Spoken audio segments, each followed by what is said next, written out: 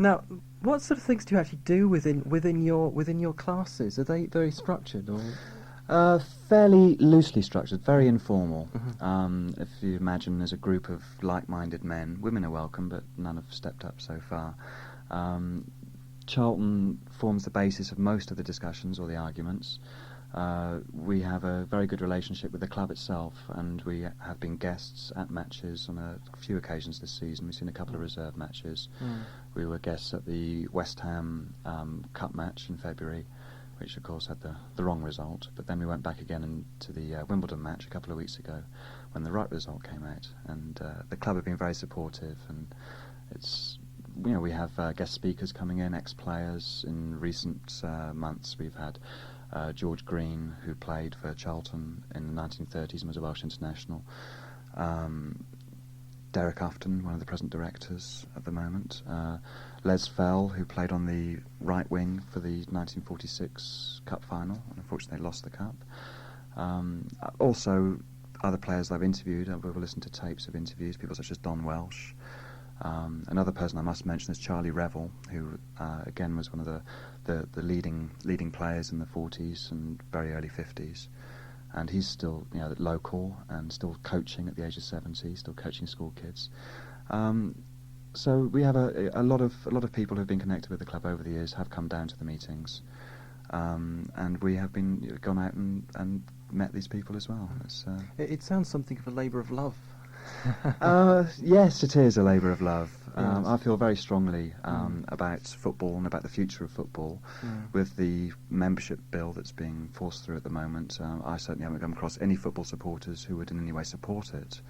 And I think it's right, it's not only right and only fair to set the record straight, and to show that the idea that the trouble at football matches is a recent occurrence is, although very rarely happened in the past, there were episodes in the past where it did happen. I have stories where the goal netting was set on fire in the 1930s, or bottles were chucked onto the pitch in the 1920s. However, I mean, those are few and far between, those kind of episodes, but I think it's only right to portray the football supporter as being a normal human being who has a fanatical love for a particular sport, which after all is probably our national sport. And football supporters are not animals. It's the absolute minority, and we need to see the other side of the coin. Right. Now, you mentioned earlier about the books that you're writing. What contributions, if somebody's interested in Charlton or has perhaps stories about Charlton, what do you need for the book? Well, for the book, I'm interested in speaking to as many people as possible, be they supporters. A lot of people might think, well, my contribution wouldn't be important because I wasn't a player, I wasn't one of the famous people or whatever.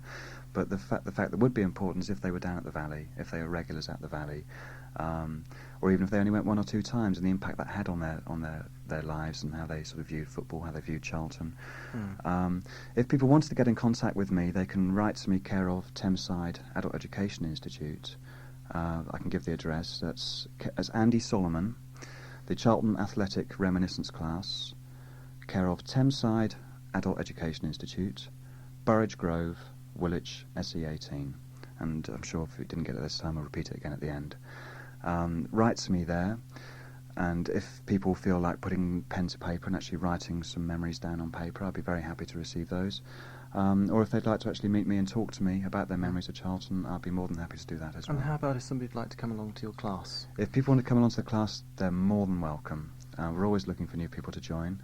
Unfortunately, now we've entered this long summer break, but the new season kicks off in September. Excellent. Well publicised, of course, towards the It end will be in the Thameside's prospectus. We'll be meeting on Tuesdays between 1 o'clock and 3 o'clock, commencing September the 26th. So that's the first one back, one for your diary. Right. Many thanks for dropping by then, Andy. You're welcome. And, of course, we've been mentioning much of the flavour that goes with and the love of the Charlton Athletic Football Club. And that's something I'll be talking to Jim and Percy about in just a couple of minutes' time. But some more music now on Midday, and it's the 12th Street Rag.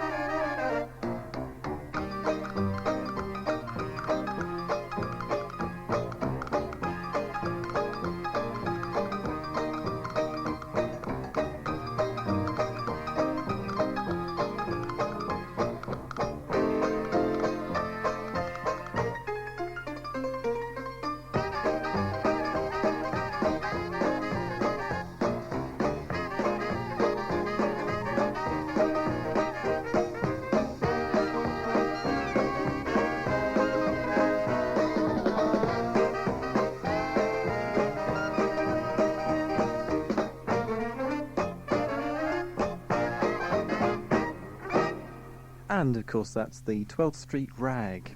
And I'm joined now by Jim and Percy from the Charlton Reminiscence Project. Welcome to you both. Thank you. Right. Why did you actually choose that record, Jim? As I understand it's yours. It is mine. It's one that, from a personal point of view, it's one of our family records, Yes. dances, parties, whatever. But it also had a slight connection, as Andy will probably tell you, with the fact that it was played down at the Valley anyway, quite often, from time to time. Mm. Not quite as much and as often, obviously, as the good old signature tune, the Red Red Robin, which we're still hearing. Now, Percy, how long have you been a Charlton supporter for? Well, I suppose ever since I was about 17, 18 years old. Which is, dare I About- ask, how many years?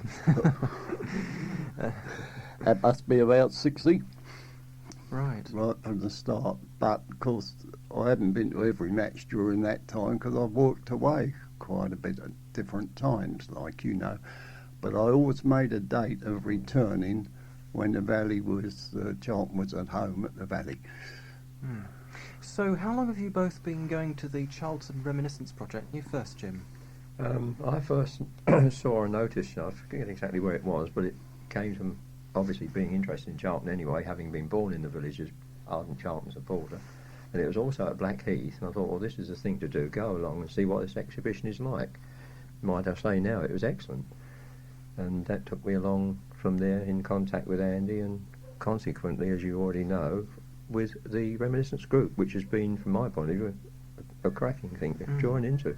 Mm. So, what kind of things you've actually been doing through the project since you've been taking part? Well, what we've been having is members bringing along all the old programmes from the very, very early days, as far as I can remember, what we term the old penny sheet that come along, right, more or less, on the up-to-date programmes.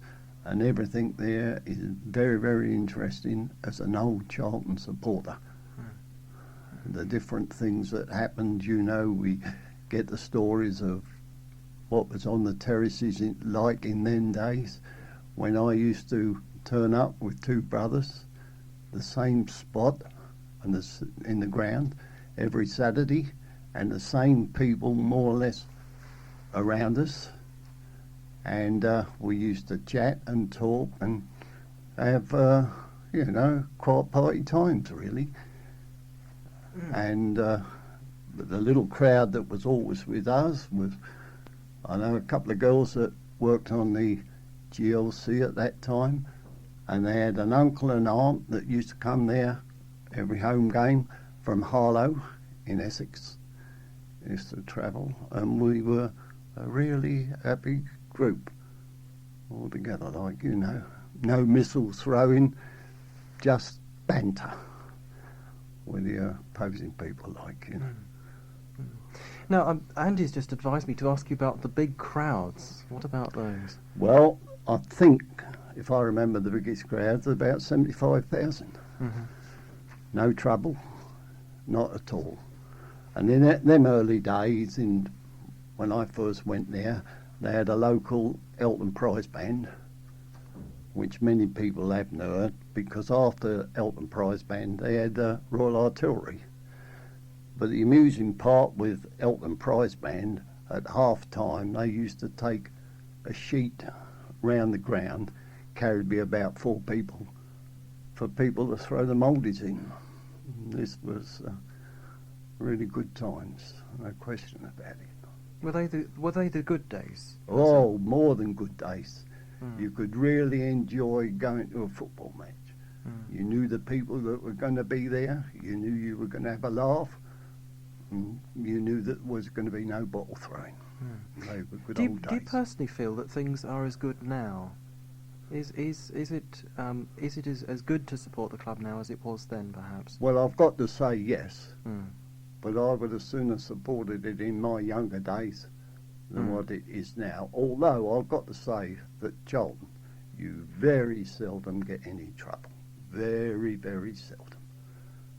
So there's still many loyal supporters of Oh football yes, there. there's a nucleus, you know, that's there and always will be there, like, you know, whatever happens. Like, you know. Now, Jim, turning to you again, I understand Yes. that Charlton is hopefully coming back to the Valley in March. What do you feel about that? Well, as a supporter who's been going down, as I say, since approximately, as far as I can remember, with my father at the age of about 6, which would have been 1926, 27, it's the only place for Charlton to be, quite frankly. We all know the troubles we've had getting to Selhurst Park and back and whatever. But Charlton Athletic and the Valley go together. There's no other way it can possibly be. And having seen when the clearing up was commenced on the 2 Sundays at the Valley, all done by supporters, sort of casual labour working away there, having seen the reactions of the people working, and working hard, just to clear up, to enable the club to get back, it made me feel, and I hope I'm right, that this is a good sign that the support is there, and they are going to turn up. And everybody listening, please do turn up. If you're interested in football, in Charlton, as Percy said, we're a good side, we're a better side in actual fact than we probably are given credit for, but we do need your support when we come back, so please turn up. So do you feel then that returning to the Valley will certainly increase attendances for Charlton? Quite obviously, it's dependent, not only the fact of them coming back, but the success on the field is going to be crucial. If one says, well, now they come back and they have a bad start or a bad season, we've got problems again. But from the standard of play that we've seen again this year, as most people know, the club are a better playing combination than they're given credit for. They're not a big club, regretfully now, but I'm very, very hopeful that we'll start off and we'll get going again. So how long have you been a supporter of Charlton for, Jim? Well, as I say, my father took me down in about 1926, 27, so there we go, I'm now 69, so work that one out yourself. So you've been a loyal supporter for a long time. Oh, indeed, yeah. In between times, I've played a lot of football myself at local level, in the services and whatever, but whenever possible, I've been there. In fact, I managed to see 2 wartime cup finals purely by phoning up Wembley for a ticket. So what appeals to you about the play of Charlton? What appeals to you there? What, the standard of play, do you mean? Or? Yes. Well, I think it's basically what we've always had at Charlton. We've had our good players, our better players, some who haven't stayed and all this sort of thing. But to me, they are a good club side. And again, as I say, going back to this last season again, things have been so good from the way they played for one another. And it's been a good performance all round again. So are there any particular memories you've got of the early days of your indeed, support? Yeah. One thing that always sticks in my mind, going back to what Percy, my friend here, has said, that February 1938 against Aston Villa in the 5th round of the Cup, the attendance 75,031, the record still obviously stands. My friend and I cycled from Orpington, went up, left our bikes with my aunt, went down to the Valley, and the closer we got from Blackheath towards the Valley, quite obviously, the number of people just astounded us. You have never seen so many people on the move in all your life. And the fact that we drew there, then went up to Aston Villa and drew up there, and ultimately lost at Highbury, and Harold Douglas regretfully broke a leg.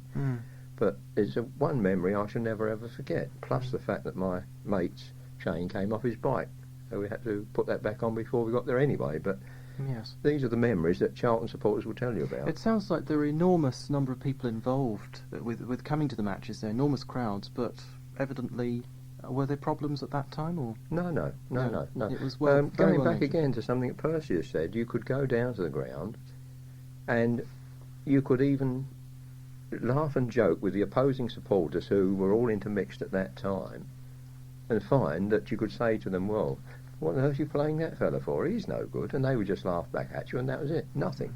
Good, friendly football spirit. Well, I'm afraid there we must leave it, as we're rapidly running out of time before the news. I just thank Jim Jelf, Percy Greenwood, and also, of course, Andy Soloman there from the Charlton Reminiscence Project.